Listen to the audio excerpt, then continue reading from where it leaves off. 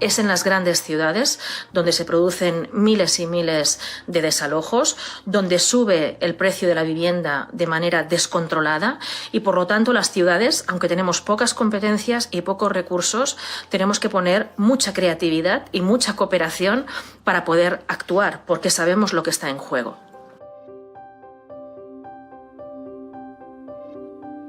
Barcelona launched the Right to Housing plan. It was a 10-year plan. It was the first time it was a plan of this length, actually, at local level.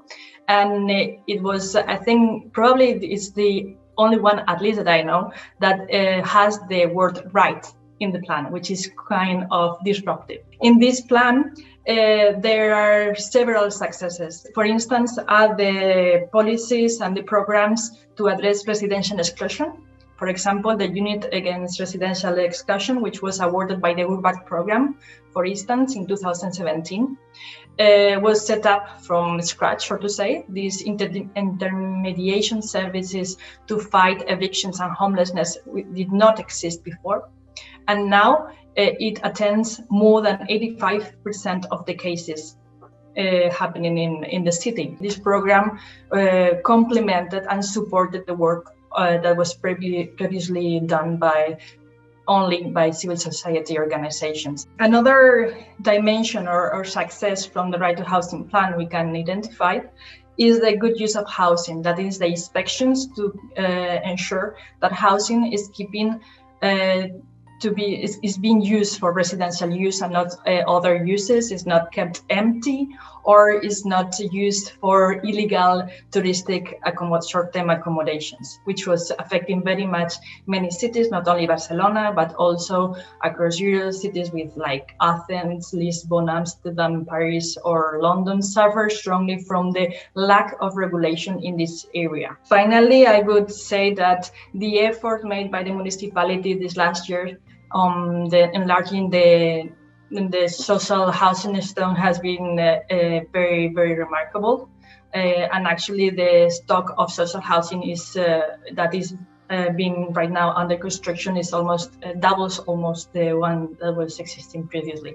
I believe Barcelona is increasingly becoming a reference for all these cities that have a very small social and affordable housing stock and that have a majority of home ownership. And this is the case of actually most of the cities in Europe. Barcelona is working as such as a sort of a policy lab of innovation towards affordable and social housing, towards the right to housing.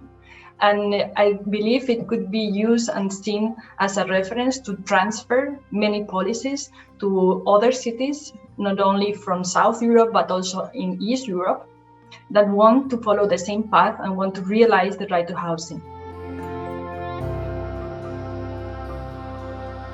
Barcelona indeed was awarded in 2019 with the European Responsible Housing Award, which is the most important recognition of the social and affordable housing sector in Europe for their anti-speculative housing policies. It recognized the great effort of the municipality to work together with different actors, not only the private actors, but also limited and non-profit housing sector. Also, in Barcelona municipality, they have worked strongly together with housing cooperatives to try to boost bottom-up initiatives. Also, this award recognized the different policies and programs related with renovation policies, which not only were focused on the structural buildings, but also were targeting those most vulnerable communities where renovation was needed the most,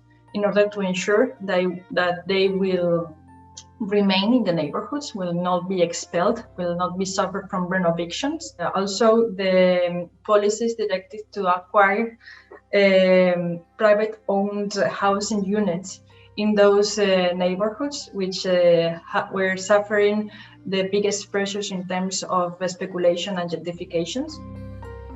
Para tener ciudades justas, ciudades inclusivas, ciudades innovadoras, ciudades que económicamente funcionen, necesitamos garantizar el derecho a la vivienda. Y eso no se puede confiar al mercado privado.